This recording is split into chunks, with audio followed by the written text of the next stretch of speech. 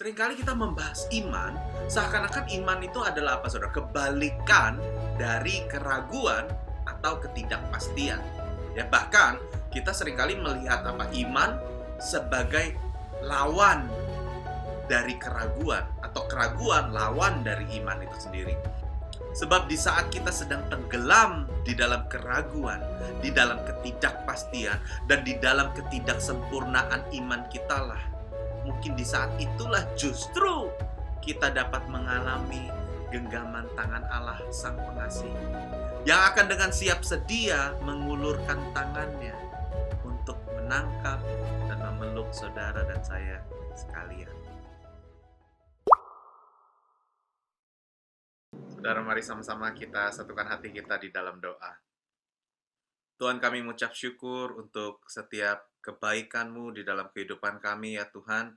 Kalau hari ini kami masih boleh berada di Zoom meeting ini untuk menyembah Engkau, Tuhan berikan kami hati yang lembut, hati yang hancur, supaya kami dapat dengan mudah dibentuk oleh kuasa tangan-Mu ya Roh Kudus. Kami mengucap syukur untuk setiap kebaikan-Mu di dalam kehidupan kami. Saat kami mendengar firman-Mu, Tuhan, ajar kami supaya kami bukan hanya menjadi pendengar, namun juga doers of your word, pelaku firman-Mu ya Tuhan. Terima kasih Bapa, kami mengucap syukur, hanya di dalam nama Tuhan Yesus Kristus kami berdoa. Amin. Shalom Bapak Ibu, Saudara yang terkasih di dalam nama Tuhan Yesus. Perkenalkan, nama saya Samuel Andri. Orang-orang di Indonesia biasanya panggil saya Andri. Saya ini temannya Priska, sahabatnya Priska. Tapi lucunya kita nih belum pernah ketemu in person, saudara ya. Jadi dari udah berapa tahun yang lalu, Pris? Mungkin udah lama dah pokoknya. Di Facebook awalnya, terus lama-lama suka ngobrol, lama-lama jadi sahabat. Tapi belum pernah ketemu, saudara. Jadi ini sungguh hal yang luar biasa, bisa termasuk dengan saudara juga ya. Saya belum pernah ketemu saudara, saya nggak tahu gereja saudara di mana. Pak Steven saya belum pernah ketemu, tapi mengucap syukur sekali bisa ada di tempat ini bersama-sama dengan saudara pada malam hari ini di Indonesia. Saya di Vancouver di Kanada, jadi di sini jam 5 subuh, saudara, 5.50 subuh ya saudara. Jadi kalau nanti terdengar suara-suara aneh, saudara, itu suara istri saya ngorok ya, bukan suara Roh Kudus, saudara. Nah, saya mau mengucapkan terima kasih sekali lagi untuk Pak Steven ya, dan juga sahabat saya, Saudari Priska, yang memberikan kesempatan buat saya boleh ada di tempat ini. Suara saya terdengar oke ya, saudara? Oke, terima kasih. Andri di mana? Di Kanada di mana? Di Vancouver, Pak Steven. Oh, di Vancouver. Oh, iya. Ya, saudara, malam ini saya tergerak. Kenal Ya. sama ini nggak? Eri Prasaja? Waduh, nggak kenal Pak saya. Eri Prasaja ya? Iya. Oh iya, nggak kenal Pak, karena saya di gereja lokal di sini, jadi bukan di gereja Indonesia. Mungkin kalau yang di gereja Indonesia, tahu saya kadang khotbah di gereja Indonesia, tapi nggak kenal satu persatu. Iya, terima kasih Pak Steven. Ya, sebelum firman Tuhan malam hari ini, saudara, saya boleh minta saudari Priska untuk membacakan ayat yang akan kita pakai untuk refleksi pada malam hari ini. Yuk, mari sama-sama kita baca ya saudara. Saya akan wakilkan. Matius 14 ayat 22. Sesudah itu Yesus segera memerintahkan murid-muridnya naik ke perahu dan mendahuluinya ke seberang. Sementara itu ia menyuruh orang banyak pulang. Dan setelah orang banyak itu disuruhnya pulang, Yesus naik ke atas bukit untuk berdoa seorang diri. Ketika hari sudah malam, ia sendirian di situ. Perahu murid-muridnya sudah beberapa mil jauhnya dari pantai dan diombang-ambingkan gelombang karena angin sakal. Kira-kira jam 3 malam, datanglah Yesus kepada mereka berjalan di atas air. Ketika murid-muridnya melihat dia berjalan di atas air, mereka terkejut dan berseru, "Itu hantu!" Lalu berteriak-teriak karena takut. Tetapi segera Yesus berkata kepada mereka, "Tenanglah, aku ini, jangan takut." Lalu Petrus berseru dan menjawab dia, "Tuhan, apabila engkau itu, suruhlah aku datang kepadamu berjalan di atas air." Lalu kata Yesus, datanglah. Maka Petrus turun dari perahu dan berjalan di atas air mendapatkan Yesus. Tetapi ketika dirasanya tiupan angin, takutlah ia dan mulai tenggelam, lalu berteriak, Tuhan, tolonglah aku. Segera Yesus mengulurkan tangannya, memegang dia dan berkata, hai orang yang kurang percaya, mengapa engkau bimbang? Lalu mereka naik ke perahu dan angin pun redalah. Dan orang-orang yang ada di perahu menyembah dia. Katanya, sesungguhnya engkau anak Allah. Puji Tuhan, terima kasih Priska udah membacakan dengan khidmat. Nah saudara, malam ini saya tergerak memberikan refleksi tentang merengkuh atau memeluk atau memberi ruang untuk ketidakpastian atau keraguan. Bahasa Inggrisnya embracing uncertainty. Ya saudara, refleksinya saya tentu ambil dari ayat Alkitab yang barusan dibacakan oleh Priska. Nah saudara, sebagai orang Kristen, kita tentu mengerti ya betapa pentingnya itu iman kepada Tuhan. Ya saudara sering dengar pasti bahwa iman itulah yang iman kepada Yesus itulah menyelamatkan kita. Efesus 2 ayat 8 ya saudara. Kita juga sering mendengarkan bahwa iman itu dapat apa saudara memindahkan gunung ya. Kita mendengar bahwa tidak mungkin bahkan seorang datang kepada Allah atau menyenangkan hati Allah jikalau tanpa iman ya saudara, di Ibrani itu. Nah, jadi kita yakin bahwa iman itu adalah hal terpenting yang perlu dimiliki oleh setiap orang Kristen. Setuju ya, saudara? Namun pertanyaannya, apa itu iman? Seringkali kita membahas iman, seakan-akan iman itu adalah apa, saudara? Kebalikan dari keraguan atau ketidakpastian. Ya, bahkan kita seringkali melihat apa iman sebagai lawan dari keraguan, atau keraguan lawan dari iman itu sendiri.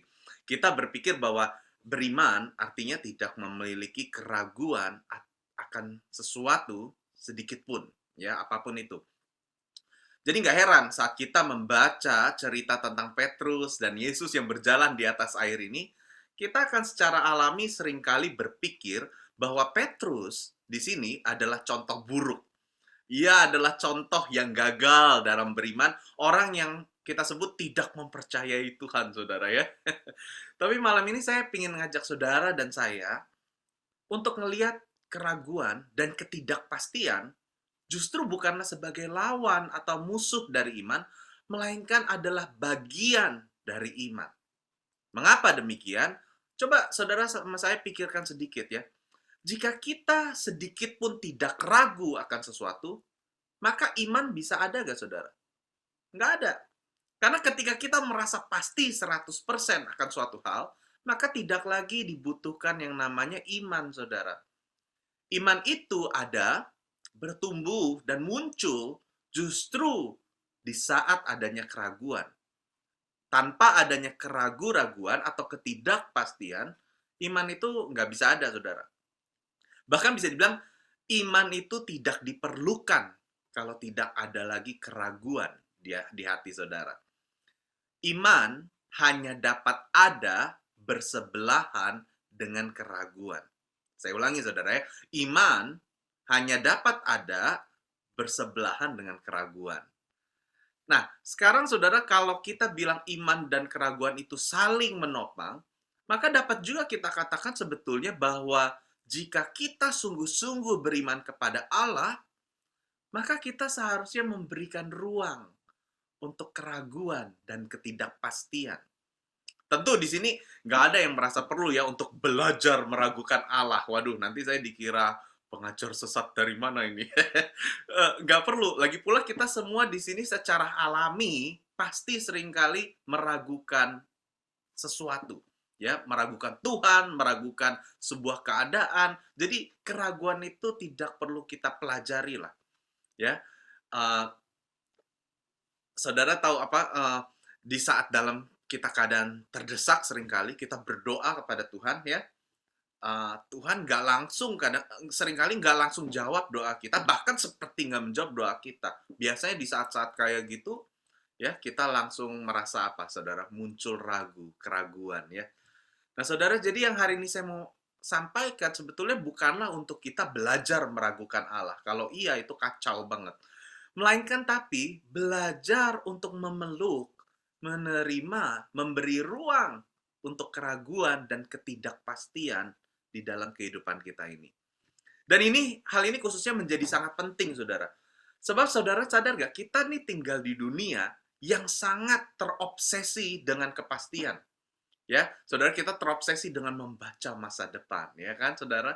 Terobsesi untuk tahu secara pasti akan segala sesuatu yang terjadi di depan. Ya, dan ini merupakan sebuah aset penting bagi orang-orang yang investasi saham, ya, tahu masa depan itu penting banget, saudara. Menjadi sebuah aset gitu. Kita terobsesi sekali. Bagi manusia zaman sekarang, kepastian adalah sesuatu yang wajib dimiliki. Ya, coba kalau saudara pikirin, kenapa kita belajar belasan tahun? Ya, belajar di sekolah belasan tahun. Karena kita mau mendapatkan kepastian kan, untuk mendapatkan kepastian pekerjaan yang baik dan digaji yang besar gitu ya. Kenapa kita ingin memiliki pekerjaan yang baik, saudara? Tentu agar memiliki kepastian finansial, kepastian kehidupan yang stabil. Nah, saudara, kalau ngerasa nggak enak badan, pergi ke dokter untuk check up, saudara, medical check up, ngapain, saudara? Karena kita ingin kepastian akan kesehatan kita. Zaman sekarang bahkan kita ingin kepastian akan anak bayi dalam kandungan kita itu, mau tahu anak bayi dalam kandungan kita itu laki-laki atau perempuan sebelum sang bayi keluar, ya saudara. Begitu ingin kepastiannya kita akan sesuatu. Nah, saudara tahu, ini yang lebih parahnya lagi. Kenapa banyak orang Kristen pergi ke gereja melayani dan memberi, saudara? Wah, banyak orang Kristen yang ingin sebetulnya kepastian akan surga, saudara. Nah, saya harap nggak ada di sini kita semua yang melayani, memberi, datang ke gereja karena ingin kepastian akan surga aja gitu ya, saudara. Kita datang beribadah karena kita mengasihi Yesus, bukan karena kita mengasihi apa yang Yesus dapat berikan kepada kita. Setuju ya, saudara? Martin Luther, Bapak Gereja Reformasi, ngomong gini, "It is better for me to be in hell with Christ rather to be in heaven without Him." So, artinya, lebih baik bagi saya ada di neraka bersama Tuhan Yesus daripada saya berada di surga tanpanya. Keren, saudara, itu merindukan Allah lebih daripada merindukan apa yang Allah dapat berikan bagi kita. Nah, saudara lihat di sini bahwa sebagai manusia, kita ingin kepastian dalam segala sesuatu. Dalam pernikahan, dalam hubungan, dalam kesehatan, ya saudara, dalam pekerjaan, dalam masa depan, dalam pelayanan, bahkan dalam keselamatan kita. Bahkan kita juga ingin memiliki kepastian tentang siapa itu Tuhan. Kita ingin 100% tahu tentang Tuhan. Ya, kita pikir kalau kita 100% tahu tentang Tuhan, maka kita bisa kong kali kong sama Tuhan. Ya, itu bahasa Jerman, saudara, barusan kong kali kong. Kita bisa tahu apa yang harus kita lakukan terhadap kontrol Tuhan. Saudara ingat cerita Ayub? Ya, teman-teman Ayub itu berpikir bahwa Ayub mengalami penderitaan-penderitaan karena apa? Karena Ayub punya dosa, ya saudara. Dengan kata lain, teman-teman Ayub ini berpikir bahwa mereka tahu jalan pikirnya Tuhan. Yang mereka pikir Tuhan itu tipenya kalau orang buat jahat pasti bakal dihukum.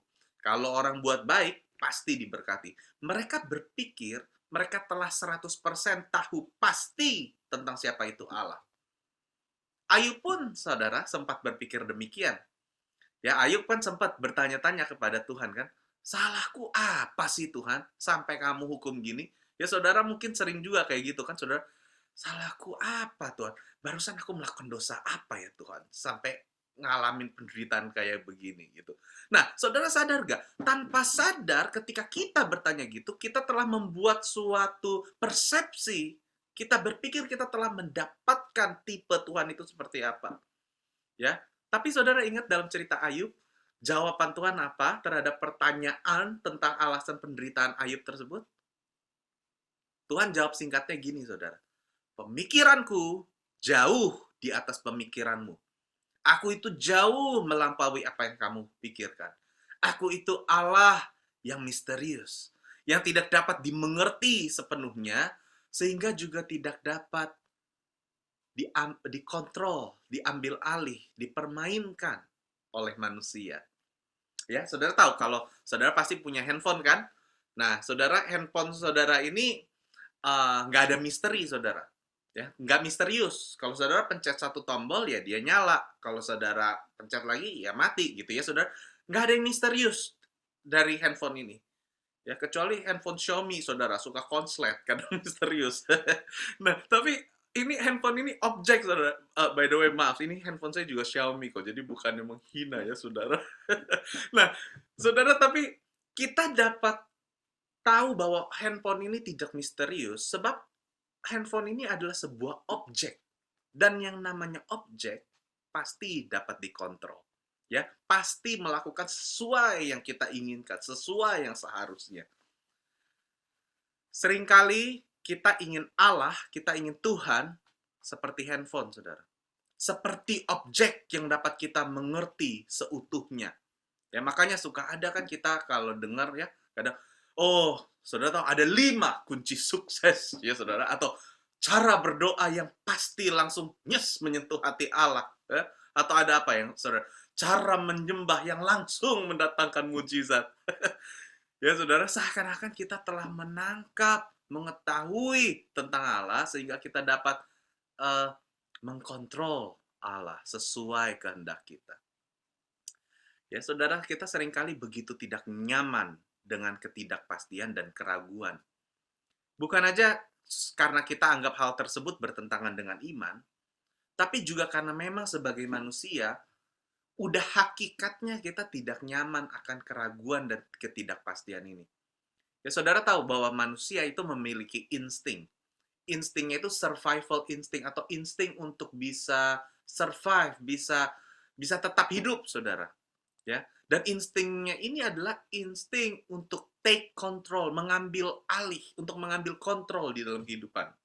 Ini sifat alami manusia, saudara. Bahkan ada sebuah research yang menyatakan begini, bahwa ketidakpastian itu membuat seseorang jauh lebih stres daripada mengetahui secara pasti bahwa sesuatu yang buruk pasti akan terjadi. Saya ulangin, ada research, ada penelitian mengatakan bahwa ketidakpastian itu membuat seorang jauh lebih stres daripada mengetahui secara pasti bahwa sesuatu yang buruk akan terjadi. Ya, saudara yang pernah menunggu hasil medical check up dari dokter untuk diri saudara atau untuk orang yang saudara kasih, pasti ngerti perasaan ini. Menunggu dalam ketidakpastian itu jauh lebih stressful. Ya, saudara. Tapi hari ini saya ada kabar buruk dan kabar baik bagi saudara dan saya. Ini kabar buruk dan kabar baiknya. Sesungguhnya manusia tidak pernah memiliki kontrol akan kehidupannya. Ini kabar buruk sebab seperti yang saya katakan di awal tadi, kita hidup di dunia yang begitu terobsesi akan kepastian, saudara. Kita ingin tahu segala sesuatu secara pasti. Kita ingin segala sesuatu itu harus apa, saudara? Masuk akal, saudara ya. Bahkan kita hanya menginginkan Tuhan seringkali jika Tuhan itu bisa masuk akal kita. Hal ini tentu adalah kabar buruk bagi kita-kita yang berpikir bahwa kita dapat memiliki kontrol sepenuhnya dalam hidup kita. Tapi hal ini juga sebetulnya adalah kabar baik buat saudara dan saya. Sebab kenapa, saudara? Sebab tidak ada kesempatan yang lebih baik daripada di dalam momen ketidakpastian dan keraguan-raguan, di mana kita dapat sungguh-sungguh menyadari bahwa kita bukanlah Tuhan. Ya, saudara, saya yakin tidak ada satupun di antara kita yang cukup hun-hun, saudara, atau gila ya, dan berpikir bahwa kita ini apa? Tuhan, saya ini jelmaan Tuhan. Nggak ada mungkin, saudara. Tetapi banyak kita di dalam keseharian kita sesungguhnya tanpa sadar berpikir, berkata-kata, bertindak seakan-akan kita ini Tuhan. Kita melakukan segala sesuatu seakan-akan kitalah yang memiliki kontrol akan segala sesuatu dalam kehidupan kita. Seakan-akan kitalah kapten dari perahu kehidupan kita. Maka itu, saudaraku, saat kita membaca ayat tadi yang Priska bacakan, jangan-jangan ada sebuah berkat besar justru di dalam keraguan dan ketidakpercayaan Petrus.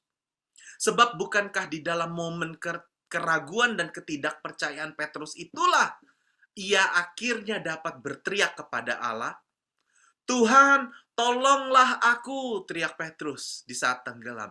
"Lord, save me." Tuhan, tolonglah aku.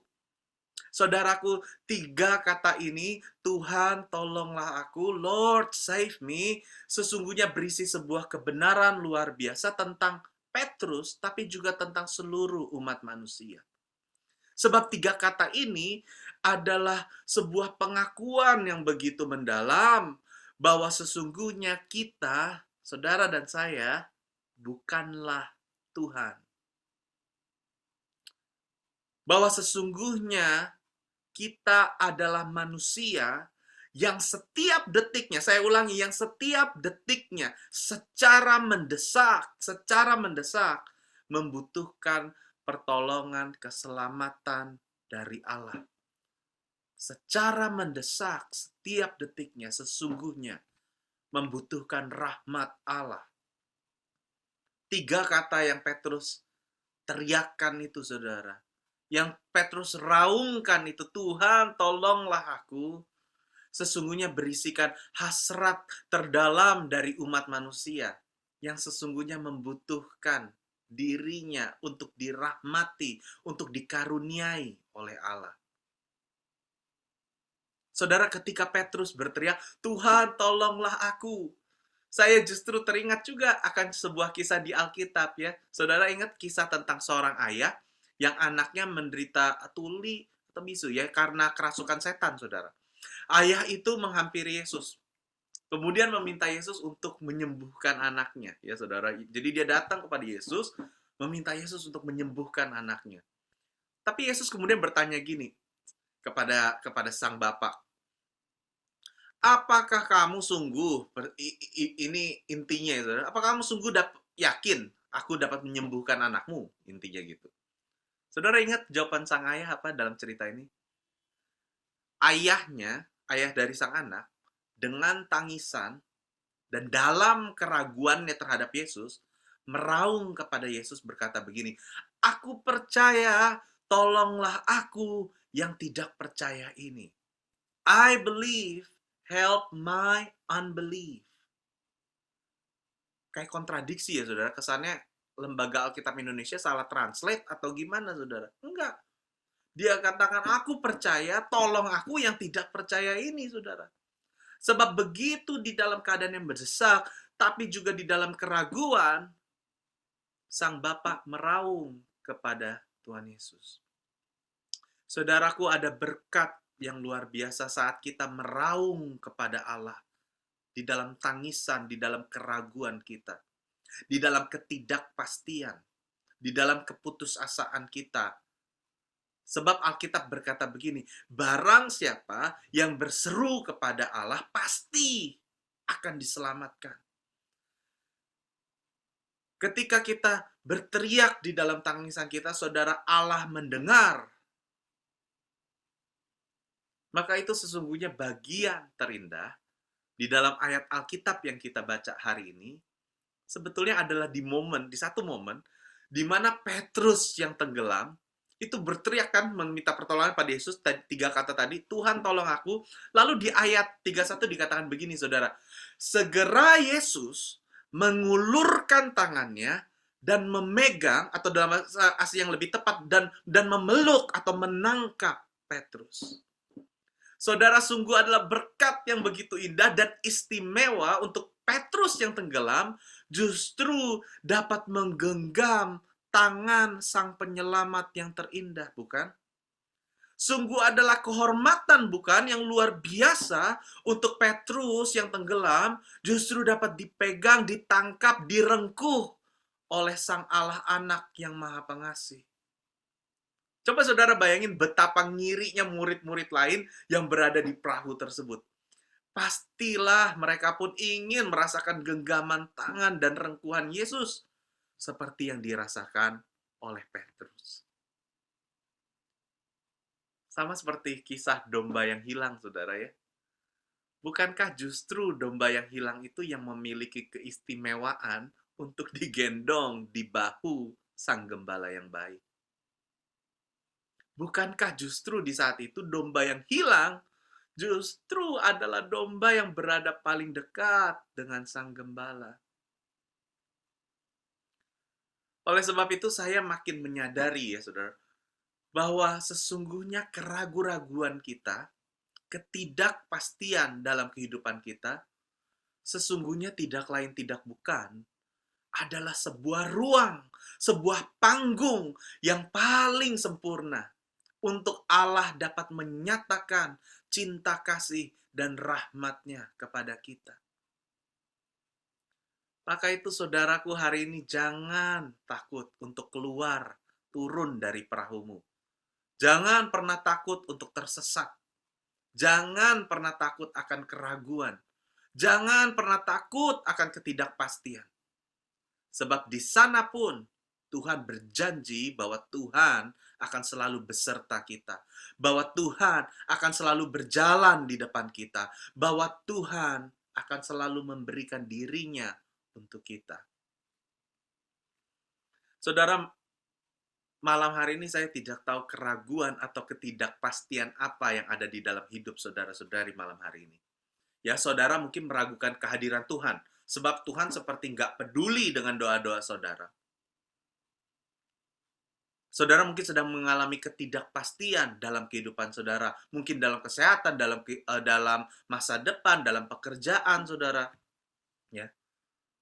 Saudara mungkin merasa bahwa hasil jerih payahmu hari ini tidak berbuah-buah.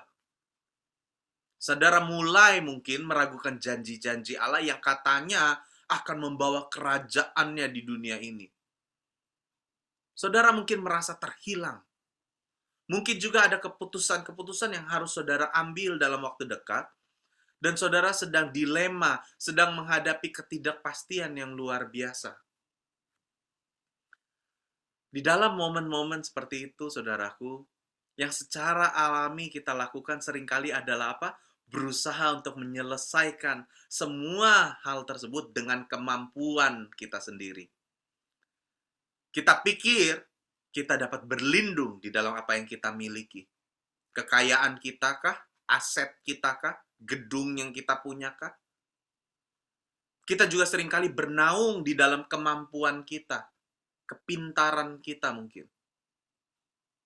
Tentu hal tersebut adalah hal baik, saudara, yang dapat kita gunakan di saat waktu sedang tidak pasti. Tapi malam ini saya kalau boleh, ingin mengajak Anda dan saya untuk justru memberi ruang untuk merengkuh keraguan dan ketidakpastian. Sebab mungkin Tuhan Yesus, saudara, jauh lebih menerima, lebih me-welcome keraguan dan ketidakpastian kita dibandingkan diri kita. Daripada berpura-pura seakan-akan kita dapat mengambil alih dan mengontrol segala sesuatu dalam kehidupan kita, saudaraku, mungkin malam ini adalah malam yang paling tepat untuk kita meraung kepada Tuhan seperti Petrus. Lord, save me. Tuhan, tolonglah aku. Tuhan, selamatkanlah aku. Mungkin saudara malam ini adalah waktu yang paling tepat untuk saudara dan saya mendatangi Allah yang telah terlebih dahulu mendatangi Anda dan mendatangi saya untuk kita mengakui bahwa hidup saudara dan saya sesungguhnya adalah nothing, zero, kosong, nol besar tanpa kehadiran Tuhan. Mungkin ini waktu yang tepat untuk saudara dan saya mengakui kepada Tuhan bahwa sesungguhnya setiap detiknya secara mendesak saudara dan saya membutuhkan untuk dirahmati Allah. Dan mungkin juga saat Tuhan Yesus berkata kepada Petrus, "Hai kamu yang kurang percaya," atau yang kecil iman dalam bahasa aslinya, "Mengapa kamu bimbang?" Mungkin perkataan tersebut, saudara, bukanlah perkataan sarkastik yang menghakimi dan merendahkan Petrus. Ya, seperti kebanyakan kita mungkin berpikir kan saat membaca tulisan ini.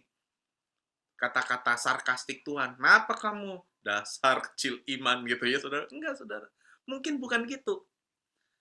Jangan-jangan kata-kata tersebut justru adalah sebuah pernyataan penuh kebahagiaan dari Tuhan Yesus karena Petrus, walaupun ragu-ragu dan tidak pasti, sesungguhnya masih memiliki iman kecil untuk turun dari perahu dan berjalan menghampiri Yesus.